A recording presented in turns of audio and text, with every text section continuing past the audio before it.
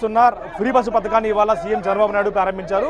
అయితే ధర్మవరంలో కూడా ఈ ఫ్రీ బస్సు ఉచిత బస్సు పథకాన్ని ధర్మవరం టీడీపీ ఇన్ఛార్జ్ పరిటాల శ్రీరామ్ అలాగే ఎంపీ హిందూపురం ఎంపీ ప్రసాద్ గారు ప్రారంభించారు. చూస్తున్నాం టికెట్ అంతా కూడా మహిళలకు ఫ్రీ ఉచిత టికెట్ అన్ని కూడా అందించారు.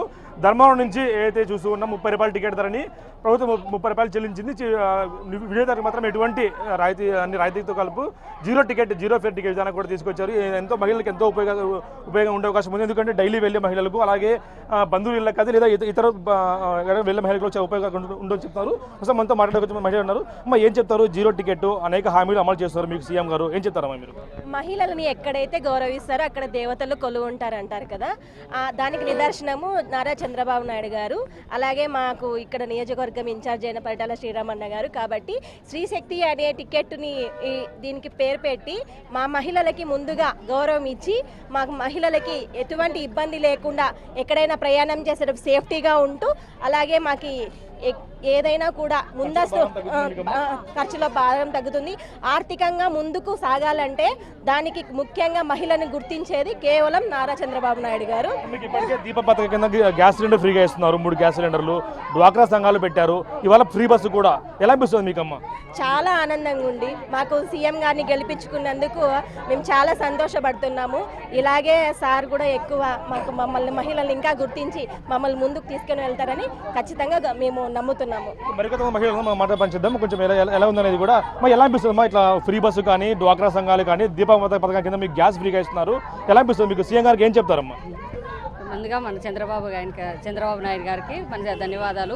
ఎందుకంటే మన చంద్రబాబు నాయుడు ముందు నుంచి స్త్రీలకనే ప్రత్యేక గౌరవం ఇస్తారు మనకి. ఆయన హయాంలో మేము ఇంకా బలోపేతమవుతాము. ఒక డాక్రా సంఘాల ద్వారా కానీ ఒక మహిళలకి ఇట్లా గ్యాస్ ఫ్రీ దీపం పథకం కింద 3 గ్యాసులు సంవత్సరానికి ఇవ్వడం కానీ ఇదంతా మహిళలకి మాకు ఇంటి బరువు బాధ్యతల్లో మాకు చాలా భారం తగ్గుతుంది. అది చాలా మాకు సంతోషదాయకంగా ఉంది. మన చంద్రబాబు నాయుడు గారి విధానాలు చాలా ఒక మంచి విజన్ ఉన్న నాయకుడు. మాకు ఇట్లాంటి పథకాలు ఇంకా ముందుకు తీసుకొచ్చి మమ్మల్ని ముందుకు నడిపిస్తాడని మేము సంతోషిస్తున్నాము. ఇట్లాంటి పథకాలు ఇంకా ముందుకు రావాలని మేము కోరుకుంటున్నాము. ఆయన హయాంలో మేము మహిళలు ఇంకా బలోపేతంగా మేము తయారవుతాము. మా కుటుంబానికి మేము ఆర్థికంగా కూడా తోడవుతాము. అది మాకు చాలా సంతోషంగా ఉంది. మా పిల్లలకి చదువులకు కానీ ఏదైనా కానీ మనకన్నిటికీ మన చంద్రబాబు గారి నాయకత్వంలో మేము బలోపేతంగా స్త్రీశక్తి ఇంకా ముందుకు ఎదుగుతుందని ఆశిస్తున్నాం.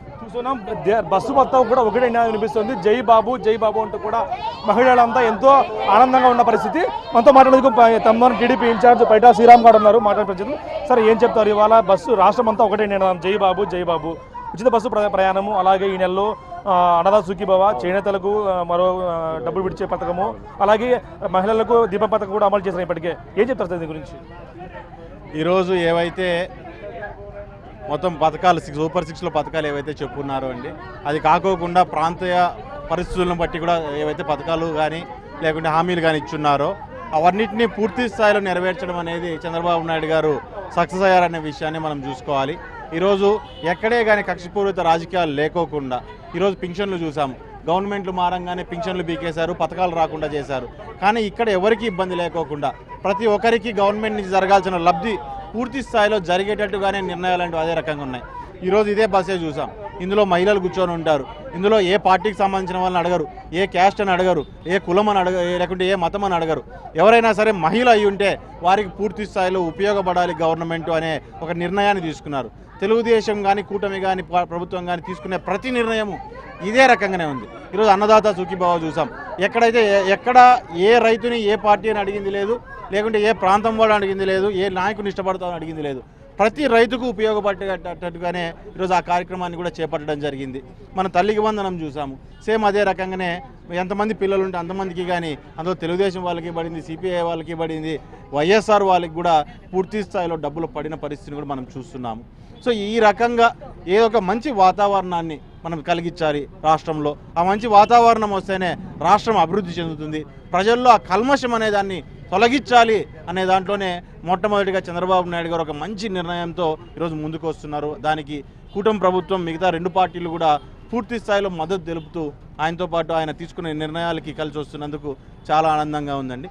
అందులోనూ ముఖ్యంగా ఈరోజు తీసుకున్న నిర్ణయం ఏదైతే ఉందో మహిళలకు ఉచిత బస్సు ప్రయాణం అనేది, ఈరోజు స్వాతంత్ర దినోత్సవం రోజు ఈరోజు ఆ నిర్ణయాన్ని తీసుకున్నారు. ఈరోజు మన గాంధీ గారు చెప్పారని చెప్తుంటారు. ఎప్పుడైతే మహిళలు నడి రోడ్డుపై అర్ధరాత్రి నడి రోడ్డుపై ఒంటరిగా తిరగగలుగుతారో అప్పుడే స్వాతంత్రం వస్తుంది అనేది. ఈరోజు చంద్రబాబు నాయుడు గారు ఏ మహిళ అయినా సరే ఎక్కడికైనా సరే ఈ రాష్ట్రంలో ఒంటరిగా వెళ్ళి సేఫ్గా ఇంటికి తిరిగి రావచ్చు అనే దాన్ని ప్రూవ్ చేయడానికే ఈ కార్యక్రమాన్ని బ్రహ్మాండంగా పెట్టడం జరిగింది. మహిళలందరూ కూడా ఈ కార్యక్రమాన్ని పూర్తి స్థాయిలో ఉపయోగపెట్టుకోవాలి. దగ్గర 2,000 కోట్లు ఈరోజు నిధులు దీనికి వెచ్చిచ్చి ప్రతి సంవత్సరం అయ్యే ఖర్చు, అది మీకోసం మీ ఉపయోగం కోసం ఈ కార్యక్రమాన్ని చేపట్టారు. కాబట్టి మహిళలు కూడా దీన్ని పూర్తి స్థాయిలో సద్వినియోగం చేసుకోవాలి. ఈ కార్యక్రమం ద్వారా మీరు కూడా మీ కుటుంబాలని నిలబెట్టుకోవడానికి, మీరు మీ జీవితాల్లో నిలదొక్కోవడానికి ఉపయోగపడాలని మనస్ఫూర్తిగా కోరుతున్నారు. ఇప్పటికీ ఇంకా వైసీపీ ఆరోపిస్తోంది, వైసీపీ నేతలు కానీ సూపర్ 6 హామీలు అమలుపరచలేదు, బాబు విఫలమయ్యాడు అంటూ కూడా ఆరోపిస్తున్నారు. వాళ్ళకి ఏం చెప్తారు సార్? ఈరోజు అదేదో పెట్టారు కదండి కొత్త ప్రోగ్రాము, ఆ ప్రోగ్రాంలో ఎట్లా తిరుగుతారు అనుకుంటే చాలామంది తిరగట్లేదు. ఎందుకు తిరగట్లేదంటే వాళ్ళకి ఆల్రెడీ అర్థమైంది. వెళ్ళి అడిగితే ఎవరినైనా సరే ఇంతకుముందు మా కాన్స్టిట్యున్సీలోనే చూసుకుందాం ఒక వీడియో లైవ్ పెట్టుకొని పోయి అడుగుతాయండ్రి, ఇప్పుడు అడిగితే వచ్చినాయని చెప్తారు.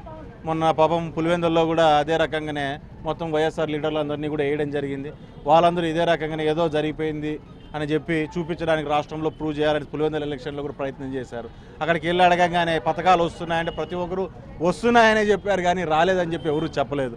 అది చెప్పి వాళ్ళు వాస్తవంగా చెప్పాలంటే వాళ్ళు ముఖం చాటేసుకొని పక్కెళ్ళిపోయే పరిస్థితి కూడా పులివెందుల లాంటి నియోజకవర్గంలోనే, మాజీ ముఖ్యమంత్రి సొంత నియోజకవర్గంలోనే వచ్చిందంటే ఒకసారి మనం కూడా ఆలోచన చేసుకోవాల్సిన పరిస్థితి ఉంది.